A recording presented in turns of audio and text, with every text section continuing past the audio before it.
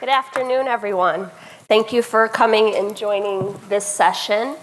I'm Jahana Hayes. I am the 2016 National Teacher of the Year. But I'm not that clever, though. So I want to tell you, I'm going to try to use this Slido. I've never used it before, so I will need your help. I'm supposed to introduce it and let you know that it is available. Hopefully you know how to use it because I don't. But it sounded cool, so we'll try it. I'm so excited to be here today to talk to you about something that is very real and important to me. The sky, no. Actually, this picture has nothing to do with my presentation. I just try to slide it in any chance I get because I absolutely love it. But I was trying to say, okay, how do I make this make sense? And the thing is that something that has been very dear to me is that the secret of education is not in the classroom, but in society. It's not just our job to prepare students, with content knowledge. We have to give them worthy objectives to use that knowledge on. It's not just a teacher's job to graduate the smartest students or the most accomplished students. We have to make sure that we are graduating students who will use their skills in their community to benefit society.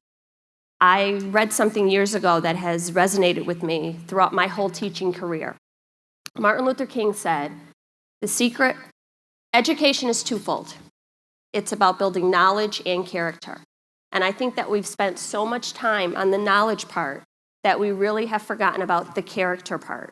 Things like nurturing empathy, compassion, those social skills, having students civically engaged. These are the kids who will live in our communities, that will be our neighbors, that will work in our jobs. So they need to have some understanding and some ownership of the communities that they live in. So I was really excited when I was given this platform as the National Teacher of the Year to talk about this because it's something that I've done for the last decade in my school and in my community. The funny thing about being selected as the Teacher of the Year is you don't do anything different after you're selected. It's what you were doing when no one was watching. All of those years of hard work, of staying after, of investing in your students, it just gives you a different platform to share that story. So I'm so excited to be here to share this story on this platform. And this is, just very quickly, in my district, we have no service requirement. So when I went to the administrators in my building and in my district, you have to figure out a way to make it academic because otherwise they don't hear it. They says, well, how will this impact test scores? And I said, kids have to want to learn. It's not enough for me to go in and want to teach them. We have to create a space where they're comfortable, where they find value in what they're doing, and they have to want to learn. So I went all the way through my social studies standards, and I found our civic engagement standards. And I was like, perfect. This will help me convince them that service learning is a good idea. So somewhere, no matter what district you're in, no matter what state you work in, there's somewhere in your standards that talks about taking action, informing change, influencing the future, impacting outcomes. You can tie that all into any service learning curriculum that you're writing, that you're becoming engaged in or involved in. What I've done with my students through service learning is I have taught them to take what we're learning in class and connect it to their concern for the world and for their community. And this can happen, I teach high school, I'm a high school history teacher. So this can happen in the classroom, on your school campus, or anywhere. I have students who last summer have gone on trips to, actually in a couple weeks I'm taking a group of students on a Habitat for Humanity trip to New Orleans to build. I have had students go on a global leadership tour to dig wells in Peru. All different things, but it doesn't have to be something that big. I have worked with a classroom of kindergartners who started a mitten drive, where the teacher just introduced texts and books that talked about caring about your neighbors and concern for others. And then these kids on their own figured out, well, what can we do in a kindergarten class to connect to this message? It's kind of all over the place because my students, and I'll walk you through the steps of how my students got started and some of the things we do, but it doesn't have to be, everyone thinks it has to be this huge project. It can be something as small as, identifying a need in your community and working to address it. It doesn't have to be this really great big thing, and any age group can do it, from kindergarten to high schoolers like I have. Why service? For me, that question is personal. I teach in the community where I grew up. I have lived in this community my entire life. I work in the Waterbury Public School System. Connecticut is a very tricky state because we have some of the wealthiest communities and some of the poorest communities within a 5-mile radius. Right now we have a school district that has a $32 million surplus that is 4 miles away from a school district that has a $25 million deficit. So kids from my district, which is one of the largest urban public school districts, it's a Title I district, which I love that word because when it was announced that I was the National Teacher of the Year, all these articles were written, and they identified my building, my school, my community as a Title I district. Now in education, we know what that means, but my kids started to ask me, what is Title I? Why do they keep referring to us as Title I? So I tried to explain to them, it's a term to describe the demographics of the community. And my students looked at me and said, so a fancy way to say we're poor? And I was like, kind of, a fancy way to say you're poor. And that, I get it. We have to identify areas of need. We have to identify communities. But that does something to kids. To think that the world sees them as poor. The world sees them as in need of something more. The world sees them as the receivers and never the givers. So my goal was to take the shame away from that. I wanted my kids to see that they were valuable and important, and they could make a contribution no matter how small they thought it was. My students are in a district where most of the media coverage or the information that comes out of this district is negative. So I really needed to change that. And through service, for the first time, they become the givers as opposed to the receivers. A couple years ago, I took a group of high school boys. My school is located in a part of our community known as Town Plot, and it's a very old, established Italian neighborhood. Lots of elderly people live in this neighborhood. And I took a group of high school boys into this community, and we decided that we were going to beautify people's porches, plant flowers, help some of these elderly people just clean up their yards. And people started to ask me, are you here with the courts? Is this court-ordered community service? And I had to explain to them, no, these are the students that go to school in your neighborhood, and they just thought that they could help you in some way. And that, for me, was such an eye-opener because I realized oftentimes the people who are charged with making decisions about our students and our schools really don't know who those students are, really don't know how much value they add to their communities, and the best way to do that is to get students out into the community. My classroom is not contained by 4 walls. My school day does not end at 2 o'clock. I do all that I can to let the people in the neighborhood where my school is located see, the promise that these kids have, how amazing they are, all the skills and talents that they possess. And the other thing I realized that most of the conversation in education is about preparing students for college, sending them off into careers. I'm probably going to get killed for saying this, but all of my students are not college bound. And that's okay. And that's okay. I have students who don't like school. They're there because they have to be there. So to send the message to them that the only way that you have value is if you continue in school is detrimental. So I wanted my students to make a valuable contribution to their society and show them that you are not measured by how many college degrees you're going to attain. If you are a good person, if you are using your skills and your information to help someone else, and not for nothing, I think we need that now more than ever. We can't be surprised. I listened in on the last segment, and they were talking about like refugee students in different communities. We can't be surprised by some of the rhetoric we hear when we are graduating students who have no understanding of other people, of other cultures, of other people who occupy their communities, who have not taken the time to learn about each other. Those are things that you cannot teach in a classroom. They have to be demonstrated in a community. There's lots of other outcomes that come from service. So these are some of the things I had to present to my district on the reasons why I wanted to make this such a huge part of who I am and what I do.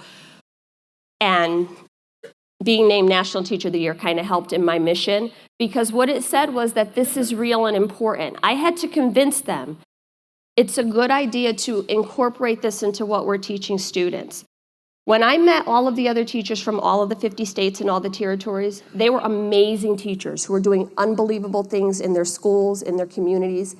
And I kept saying, what makes me different? Why me?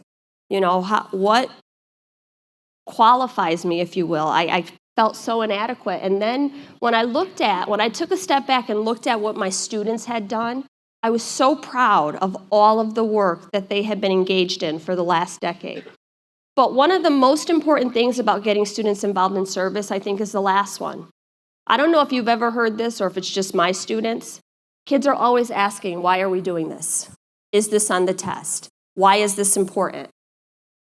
When you get kids out in their community, those questions go away because they begin to understand why this is important, why they're doing this.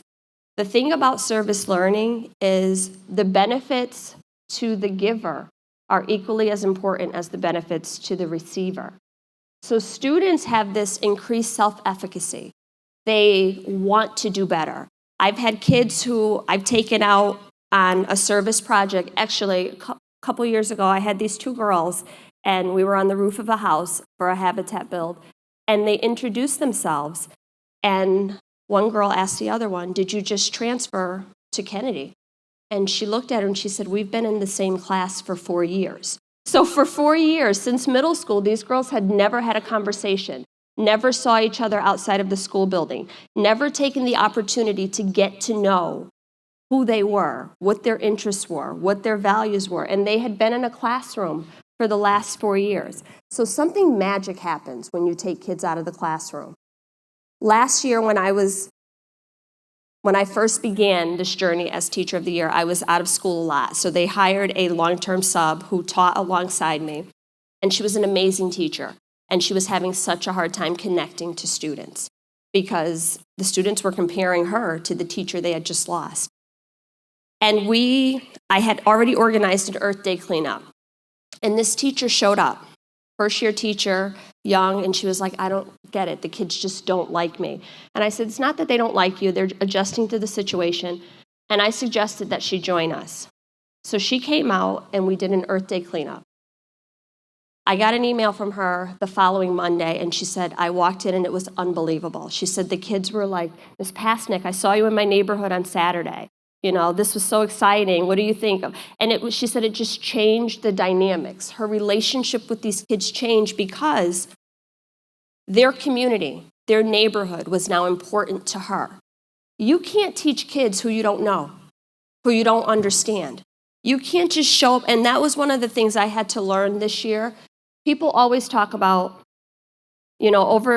over time, as I speak, I hear people say, they feel sorry for my kids or the neighborhood, the situations are so bad. And I'm like, my kids don't need your pity. My kids just need an opportunity to have access to the same types of opportunities that are out there. They are amazing kids who do amazing things. And I started to display some of the work they did, and it really changes the dynamics. These are just some pictures. These are some of my favorite pictures that I put together, just of some of the things that we've done. And I like to show this because it gives an explanation for the work that I do. It seems like I'm just all over the place, like I have attention deficit, but I don't. What I've started to do was, my students come up with the projects that we're involved in. So I don't find projects for them. We participate in the Walk for Autism. because I had a student who had a brother that was diagnosed with autism, and he came to me and he says, I don't know what to do. My family doesn't know how to handle this. I want to find out more information. So he, on his own, went to the autism center, started to find out information, put together a whole project, and we walked with them. We have done neighborhood cleanups. The way we got involved in Habitat for Humanity was, and this is our 9th year, I'm taking a group of students to New Orleans in a couple weeks. The way we got involved in Habitat is because I had a group of students staying after school to prepare for mock trial. One of my best debaters said, I can't stay after, and I says, why not? And he would never tell me, I just can't stay after. I have to be home at a certain time. And I said, well, maybe I can call your parents and talk to them to see if you can come to the night practice. And he was adamant, I cannot stay after. So when I went into the computer to pull the information to call his mother, I recognized the address. The student was living in the shelter. The reason he couldn't stay after was because he had to be in by 5, because that's when the doors closed. He was too ashamed to tell me that. So I went to him, and I told him I understood. We got permission for him to stay, and he joined our mock trial team. But after that, we got involved in Habitat for Humanity. And this kid, who is 17 years old, who was too embarrassed to say that he was homeless and that he needed help, was now building a house for someone else. And he looked at me and he said, it's their turn today, but I know that eventually it'll be my turn. So kids learn that in spite of their own circumstances, that we have an obligation to give, to help other people. There's the picture in the middle is me on a roof of a house. I've never built a house. I have no experience, but you go in and you learn together. So it kind of balances things out, because no longer is the teacher the expert. You go out onto these service projects and you're all exactly the same. You know, I have kids who have parents who are carpenters who are teaching me things when we go out. You know, we do the picture on the top with the pink balloons. We do a cancer walk every year. The way we got involved in that, my students do Relay for Life. I had a group of incoming 9th graders, and I was very excited about this group. You know, I had read through their cumes, and this was, by all accounts, an academically strong group. So all summer, I'm preparing all these advanced lessons. I'm thinking of all the things we could do. And the first couple weeks of school, I got a slow start, and I just was not connecting with kids. So I finally was like, am I doing something wrong? Am I losing my edge? And I pulled one of the girls aside, and I said, what is going on? And she said, Haley lost her mother. And Haley's mother was diagnosed with cancer, and she was going through this whole process. And I was like, wow, that's too bad. And she said, you don't understand. She said, she lost her father in January. So in the space of 10 months, this girl was going to lose 2 parents. And she said, we're all trying to support her because we know what it's like. And I said, what do you mean? It was October, and I didn't realize that I had a class of 19 students, and 7 of them had lost one parent to cancer. You can't teach kids who are that distracted. So as a class, we got together to find out information, to partner with the American Cancer Society, to really help Haley through this process. That year, she was the keynote speaker at Relay for Life. This was about 11 years ago, and my students have done it every year for the last 11 years. Last year, when I went to register my team, it was unbelievable because they call out the team captain, so I stand up, Jahana Hayes, Kennedy High School, and I watch around the room. 14 of the other teams were my former students who had gone off to college, who were working at a job, and their job had created a team. So this is something that stays with kids. You know, if I ask kids about, I don't know, the Greek war formations, they don't remember that. But kids remember that I took them on their first service experience, and they take that with them to college. They take that with them in the workplace, and they realize that they have an obligation to be better, to do better, not just to be smart. Like somewhere along the way in education, we made a terrible mistake because we gave kids the impression that All you have to do is get a great job and make lots of money and be at the top of your class and be the highest rank. But what do you do with all that information if you're not helping someone else? The top picture here is another Relay for Life picture. Every year we do a team. Our team has gotten so large. I started a club at my school. It's called the Hope Club, or Helping Out People Everywhere. And what we do in this club is we identify problems in our community, and my kids begin to develop solutions to those problems.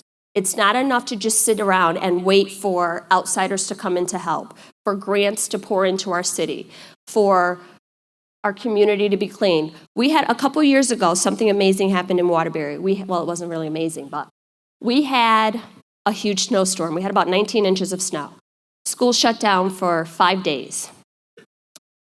And the storm ended, but the cleanup process was arduous. So they started to clean all the streets, and every day it was like, school is canceled for tomorrow. School is canceled for tomorrow. So finally, I get an email from some of my students. They're like, this is getting crazy. I need to get out of this house. I want to go back to school. So my students came up with this idea. I met with the mayor. 300 students from Waterbury shoveled out our schools, and we went back to school. Because the street department had plowed the streets, but the walkways, the sidewalks, the bus entrances, all of those are handicap accessible spaces. That takes manpower. So we had 300 kids that went out and shoveled out our schools. That's the kind of culture that we've created, where kids say, there's a problem. We need to be a part of the solution. We do cleanups all the time. My kids go in and we read at the elementary school. We work in the homeless shelter. Anything that you can think of. And people think that I just have all of these networks and all these things are important to me. No, these are the things that are important to my students. So they come to me and they say, the soup kitchen needs help to clean out their pantry, or they're low on food, or whatever it is that they've read about, that they've heard about. They bring it back to me and say, can I start a project? So that has become a part of my classroom. That's a part of what we do. In the beginning of the year, all my students have the task of creating a portfolio, and by the end of the year, they had to have come up with some type of a service project and carried it all the way through to the end. These are some of the things that I've done. I have really made my community my classroom. This is just a list, and every year it grows. A couple years ago, we are about 15 miles from Sandy Hook, where my school is. And after the events at Sandy Hook Elementary School, my kids wanted to do something, and we engaged in the 26 Acts of Kindness. My kids went out and over the Christmas break, every single one of them did 26 random acts of kindness. And these were so unbelievable, from going to local churches, from visiting people in hospitals, to reading books, to shoveling out their neighbors, all kinds of things. And I just want kids to know that we have some responsibility outside of the classroom. It's not just about knowledge. It's also about character. But how do you measure that? How do you test that? And it has to be important to the people in charge, because once that fire is ignited, kids take the lead. That has been my experience. So these are some of the things. We go Christmas caroling at our nursing homes, visit local hospitals. We are heavily involved in Special Olympics. My students volunteer for the Unified Sports Team. And it has kept me busy because I have all these kids pulling me in different ways, but the benefits are unbelievable. My whole family now comes out. People always ask me, how do you have time to do all this? My husband comes, my children come, and it really creates this ripple effect where everyone wants to be involved and everyone wants to be a part of it. How do you get young people to do this? It's so funny. People always ask me, how did you get so many kids to come out? How did you get students to want to volunteer? When I found out that I was going to be the Teacher of the Year, CBS Morning Show called me and they said, we'd like to film your students doing a service project. It was spring break, and first they suggested, maybe we could just get some students to come out and just take pictures. And I'm like, seriously, who does that? Such a fraud. So I called a couple students and I said, is anyone interested in, one second, I'll show you really quick. The picture there where they're painting the benches. I said, is anyone interested in cleaning up Chase Park? This is the park right across from our school. I had about 50 students come out just from a phone call. And they kept saying to me, how do you get so many kids to get engaged and be involved in service work? And I said, you just ask them. People don't give young people enough credit. How about just ask them? You know, it feels good to help other people. I told you, when we started cleaning up the neighborhood around our school, you would see elderly people come out and they would watch the kids, you know, with a very suspicious eye, kind of making sure that it was on. And over time, these people started to have conversations with these young people. You know, over time, it wasn't like, is this court-ordered community service? It was like, no, these are the Kennedy High School kids. We gained this reputation for being kids who went out and helped in our community. Also, many kids don't come from households where they're engaged in service. So sometimes they just need for someone else to model that kind of behavior. You know, I've had people say to me, that's not your job. You're way too liberal. You know, that's the parent's job. You're a teacher. Your job is to teach students. If I ever get to the point where I say this is not my job to anything that has to do with kids, it's time for me to leave this profession. Everything is our job. You know, kids, for some of them, for many of them, I know for my students, oftentimes I'm the only one modeling this behavior. But all you need is one person. You know, sometimes one person is enough. Many of them who have parents who would love to get involved, but because of work obligations, transport, so many other things. You know, I talk a lot about my upbringing, my childhood. I was raised by my grandmother. My grandmother was elderly. She didn't drive. She didn't attend a lot of school events. She wasn't out, you know, if I had something at school. And there's this impression that if your parents aren't present, that they don't care. And I reject that because I know it's not true. So sometimes kids need someone to stand in the place of their parents. Sometimes kids need someone to present opportunities to them that they might not otherwise have been exposed to. And then you always, always, always have to give kids the opportunity to really reflect on their learning. I think as teachers, we learn that reflection is our strongest tool. You know, we learn so much by the mistakes we make after a lesson or, you know, after the things that we do. So we have to give kids that same opportunity. So whenever we do a service project, there's always a demonstration time. There's always a writing prompt that goes with it. Kids have to demonstrate to me, why is this important? Why did we do this? What did you learn? So the process that I use is very simple, very simple. And you could use this at any grade level with any group of kids. And the first thing is just investigation. Figure out what type of projects you're going to be engaged in. And this can be done in one of two ways. Students on their own, I teach high school, so my students on their own just come up with projects. They support them with articles from the newspaper, stories that they've heard about problems that are going on in our community or challenges that need to be addressed. In the beginning, I used to pick 3 or 4 projects and then let the students from this short list figure out which one they're most passionate about. Kids have to have some level of investment. They have to want to do it. You can't just present kids with some type of a service project. If there is no meaningful connection, they're not going to do it. We used to, at my school, the students have to wear a dress code. So everyone has to wear a collared shirt. And we used to collect collared shirts, and to the point where we had buckets that were overflowing. And at the end of the year, we had to donate them because we had too many. And I said to my principal, why are we still collecting collared shirts? Clearly, there is no need for them. Students don't need them, you know.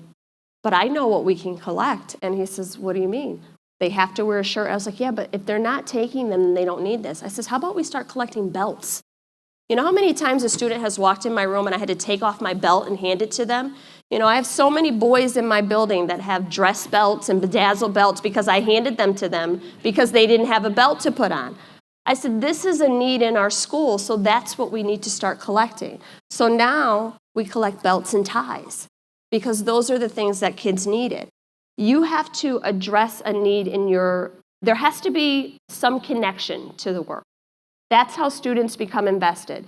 So I let them come to me with a list of topics or I present topics. But if they feel like they're a part of the process and it's not being imposed on them, kids are more inclined to help. I think sometimes in schools, hammers are tools of choice. You don't always need a hammer. Sometimes a screwdriver works just fine. Sometimes just a conversation. So the first part is to investigate, and then the next part is preparation and planning. So my students will contact the organization, find out if they already have an event planned, something that we can get involved in. We always have to, when we do every year we do a large Habitat for Humanity trip, my students have to do all the fundraising. They come up with all of the ways. I have parents who help out, but the kids plan everything, and they have to present that. I have students who have to give a numerical representation using graphs or charts of why this is important. So it really pulls the curriculum back in and makes it meaningful for what you do with this information. So the kids plan every stage of this process. And then the action part is the biggest part. That's where we attend this service project or this event. And generally, no matter which student is leading the project, the whole class shows up to support. So we always have the numbers, but the last two pieces are probably equally, if not more important than the first three. Reflection. Kids have to understand why this is important. You have to give them the opportunity for them to digest this information and for it to settle in. That's the piece that I think is probably the most important, because that's the reason why I have kids who come back from college to participate in Relay for Life every year. That's the reason I have kids who are on their college campuses or in their workplaces and still continuing this work, because they've had the opportunity for this to settle, for it to become meaningful, for it to have value.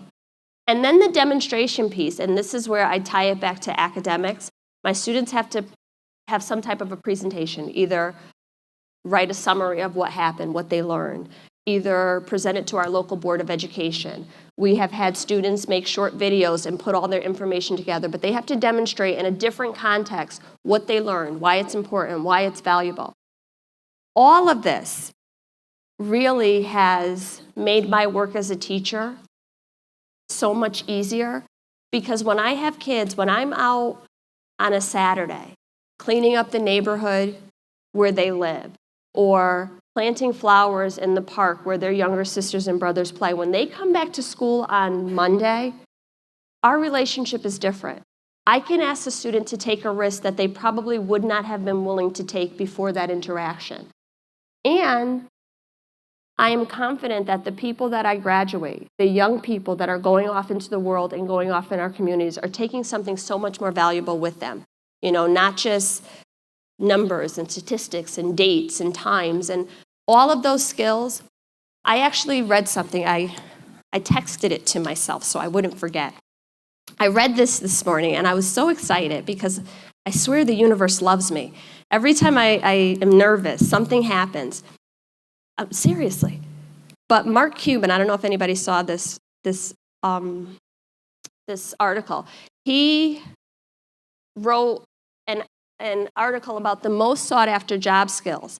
And he says, Cuban went on to voice his support for programs such as AmeriCorps, which engage young people in public service work across the United States. Having people come in and have a social impact is making it real. And these are the jobs that we're going to need in the future.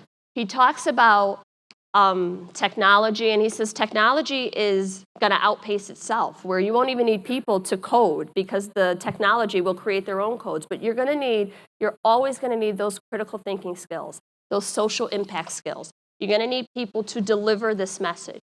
These are the things that I think we haven't taken enough time, energy, and effort to prepare our students.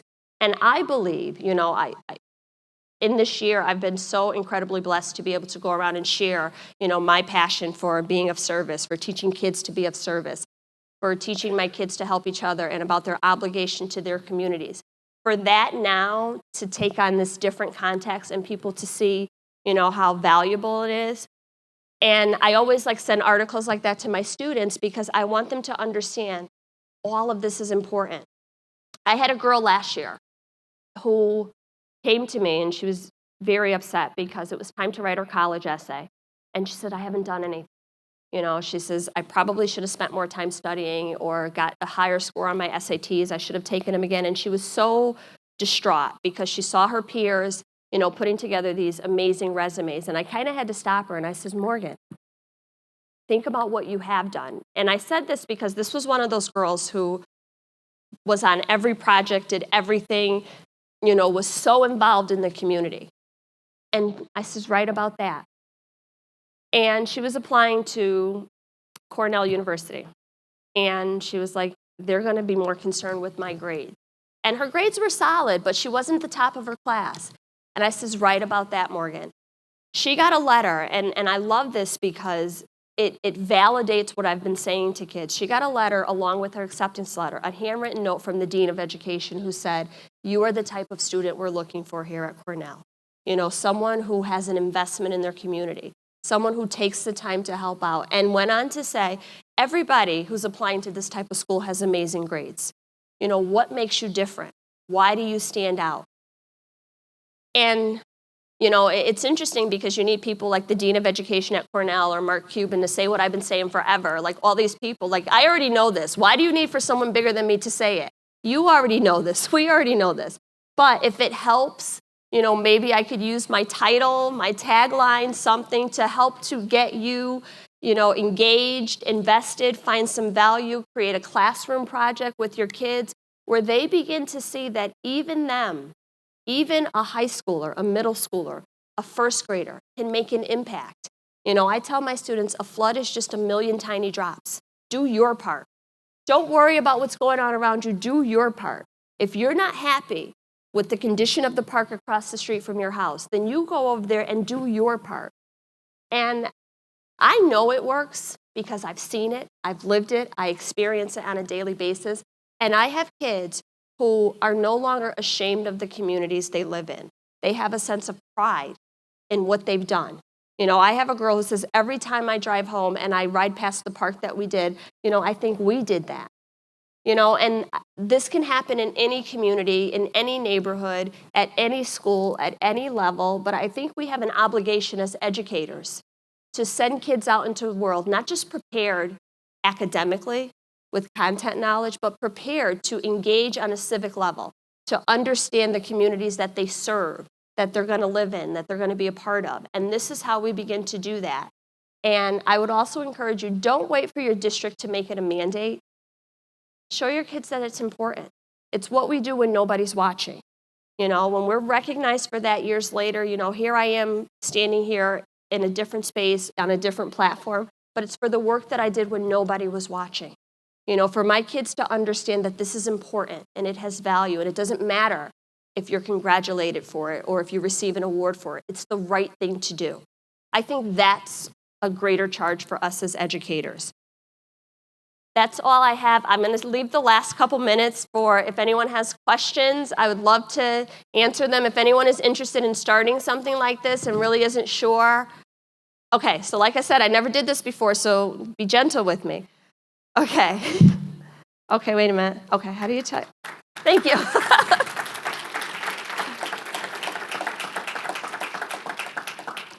So how do you tie service learning projects into the curriculum in order to meet school expectations and learning objectives?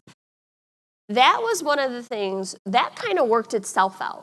Because when you're teaching, so imagine me trying to convince my administrators that this is good and it ties back to the learning.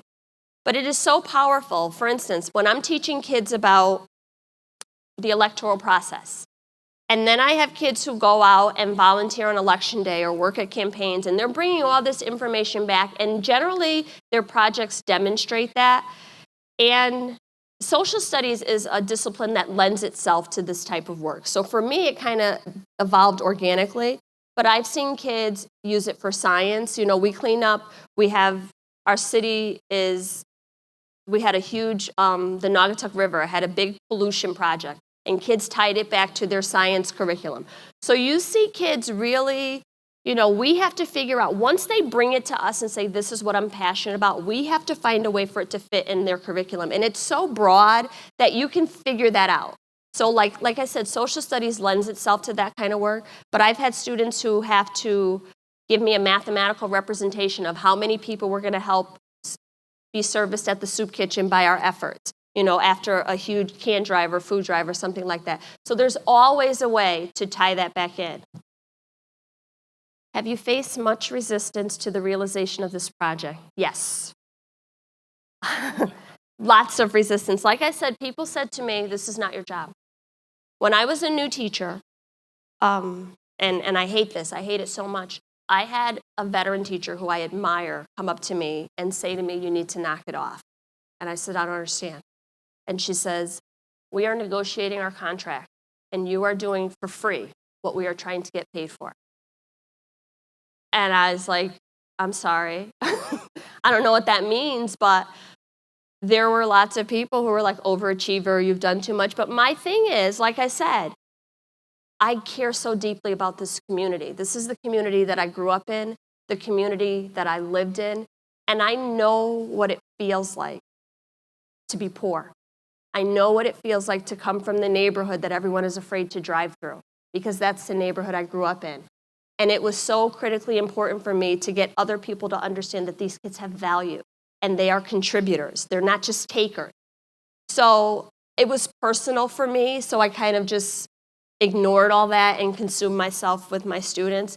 But absolutely, there was so much resistance. And then when it started to catch on, when people started to see what we were doing, the impact that we were making, then people began to support.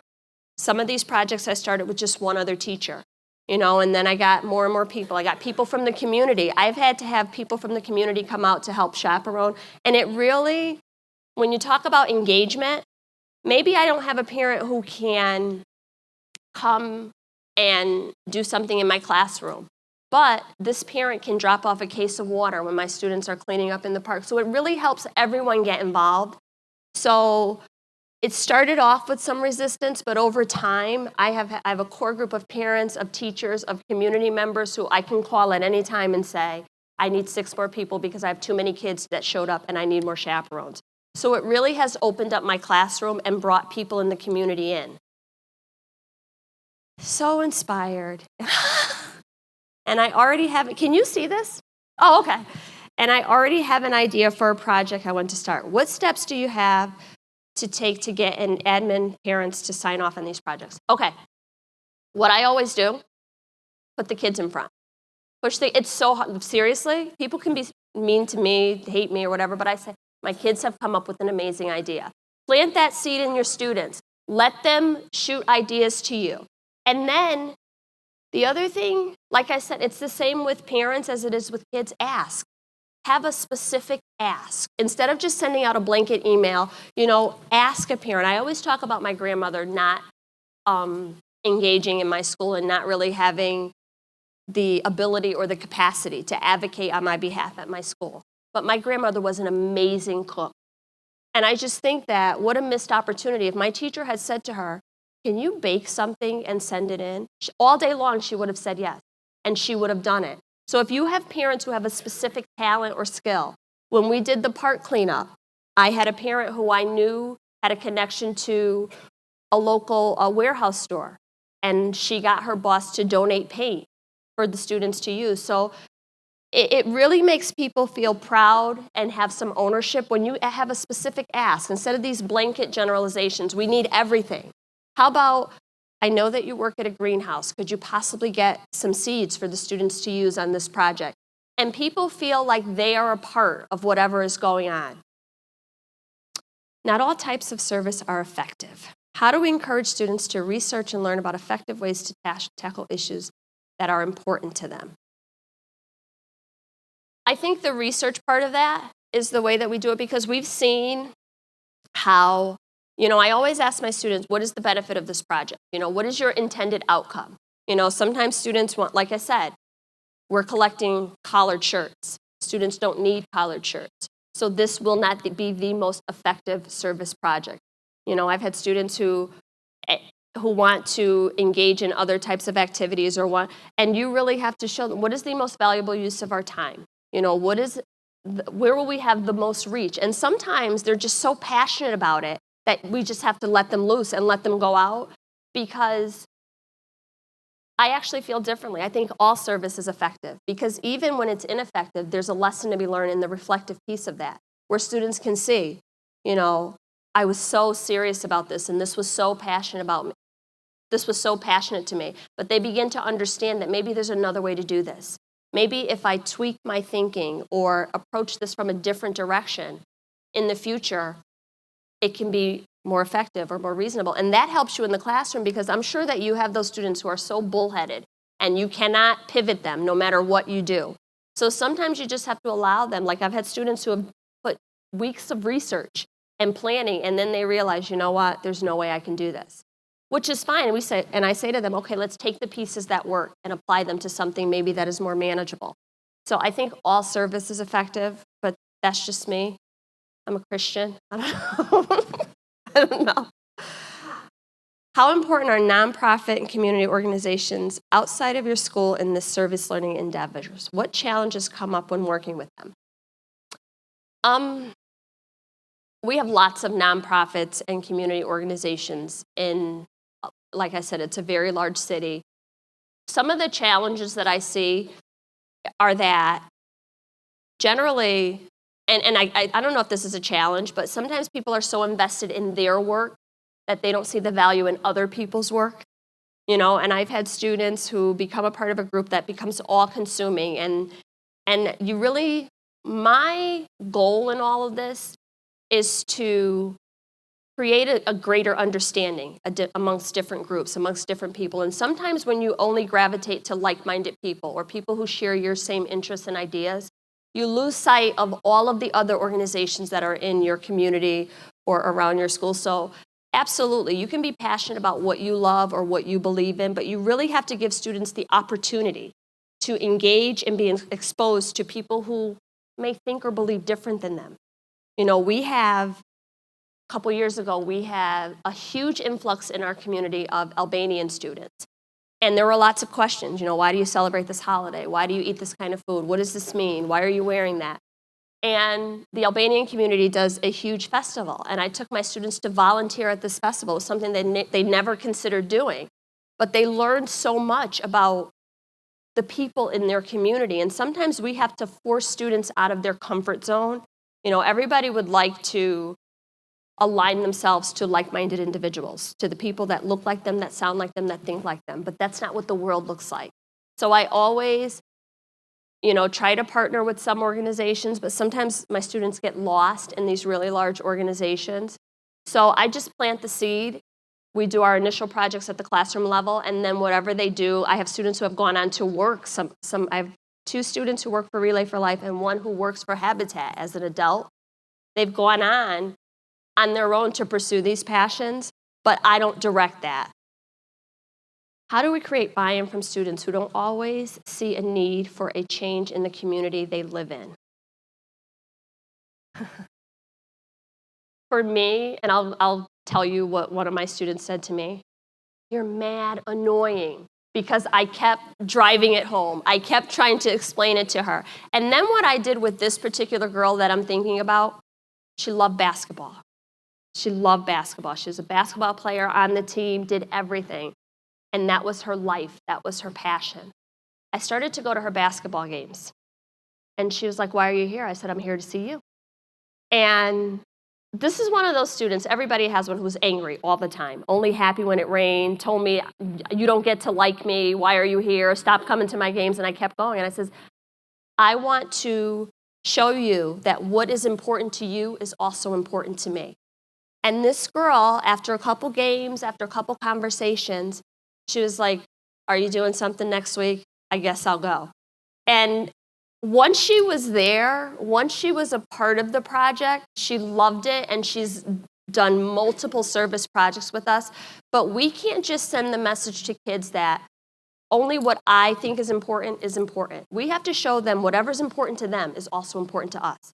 That, their interests are special and valuable, and give them some time, give them some of our energy, and then they will return that. So when I think about how do we engage kids who don't really see the need outside of their own space, we have to figure out a way to show them, I care about you. Now let me teach you how to care about someone else. So elementary school. I don't know what SBL means. I'm not that clever. Oh, okay. There's so many acronyms. We just made up another one. Okay, all right, I actually have an answer for this. So when I tell you, the universe loves me.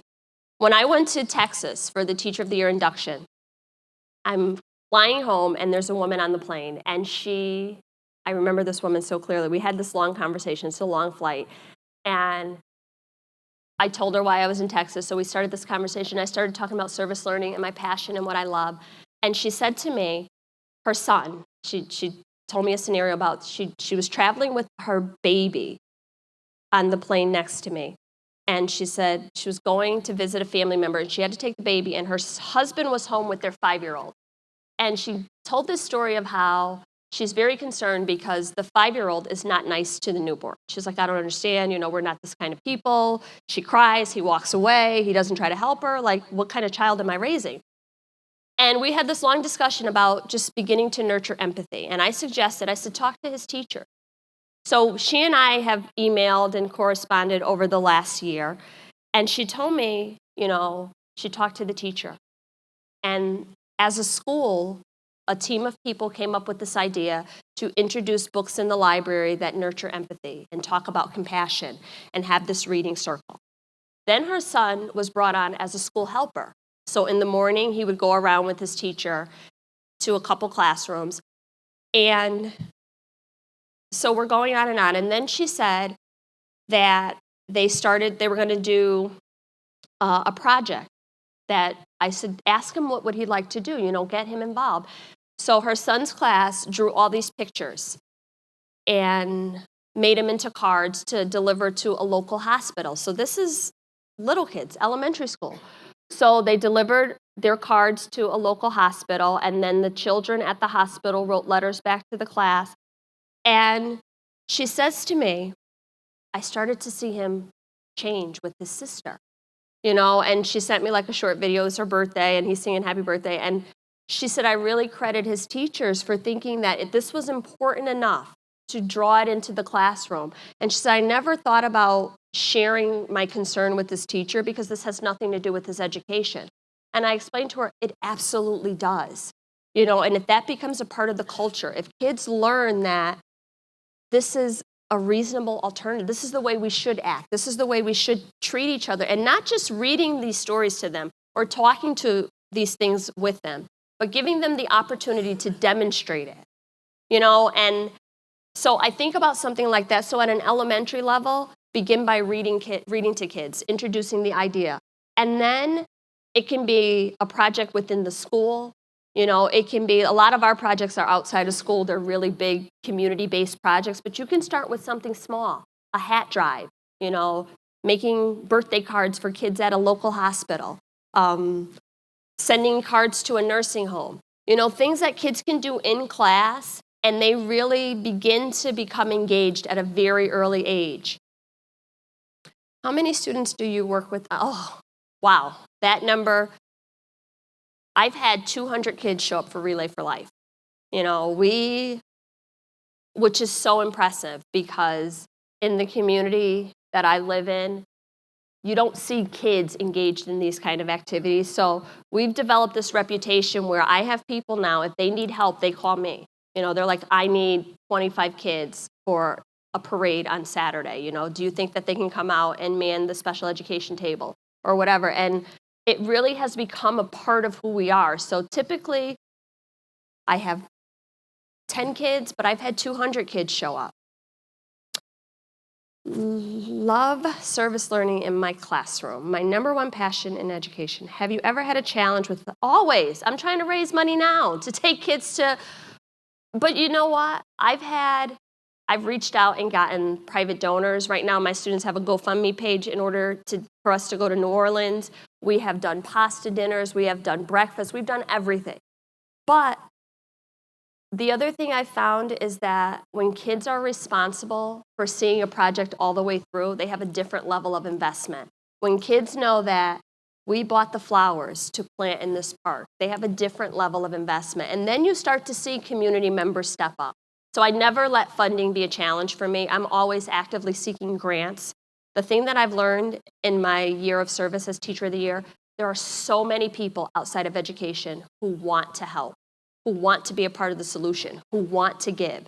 Figure out who's in your community. Take a survey of what's in your community. We have 2 very large hospitals. We have a couple universities. I reach out to people all the time.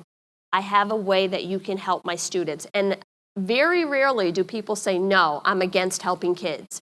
Very rarely does that. Actually, that has never happened. People, give people a space to whatever they can contribute. It's not always financial. Sometimes people can contribute goods, services, whatever, but kids understand that there are people who find this work important. If choice is important, how does it affect the classroom if kids or parents for them opt out? In service learning or in like a school? I don't understand that question. If choice is important, how does it affect the classroom if kids or parents opt out? It's, like I said, I think this has to do with service. So like I said, this is not a requirement of my district. I put it out there. Kids have the opportunity. Most of our work is after school, on my own time. I've never really had kids not want to get involved, but I don't mandate it. You know what I mean? I think that what I'd like to do is create a space where kids want to help out, where they want to invest in their community, where they want to be better. I think it's kind of contrary to what I'm trying to teach if you tell kids they have to do community service, because maybe they don't want to. Maybe they're just not that kind of person. I think it's much more valuable to compel them, to see that there is value in the work that we're doing and you can add a meaningful contribution and we would love to have you, and for them on their own to step out and want to be engaged. I've never really had a kid or a parent for that matter say they don't want to be involved, they don't want to help out, they didn't want to do it. But if they did it, I absolutely would not make them. That's not what this is about. That's not what service is about. Being of service is a privilege. I tell my students it is a privilege to be able to give because not everybody can. Some people want to give or want to help out and they can't. They don't have the time, they don't have the energy, they don't have the money. It's so far outside of their control.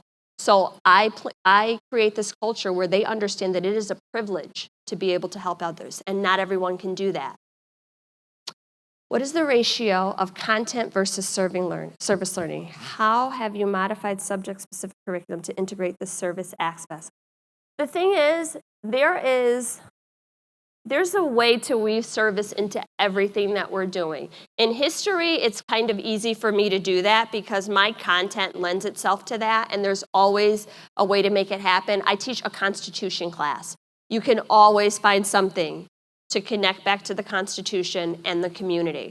So for other people, they've had to be a little bit more creative in their subject area. But you'd be surprised. I have kids bringing in newspaper articles and say, this is what we were talking about yesterday. This is what people are doing. And now those articles have expanded around the world. They're telling me, what other countries are doing. I had the opportunity to travel as National Teacher of the Year. I went to South Africa. I was in Malawi, and I was out in this rural village, and there were 12 young people who were Peace Corps volunteers that I helped to swear in. These were college-educated students. One was going to go on to medical school, one was going to law school, and they wanted to take a year off to work in this village. And I thought, what a tremendous gift it will be when they come back into their professions as practicing professionals, and they have had the opportunity to be immersed in this type of experience. Those are the types of young people we want out in the world. People who have some obligation to someone else.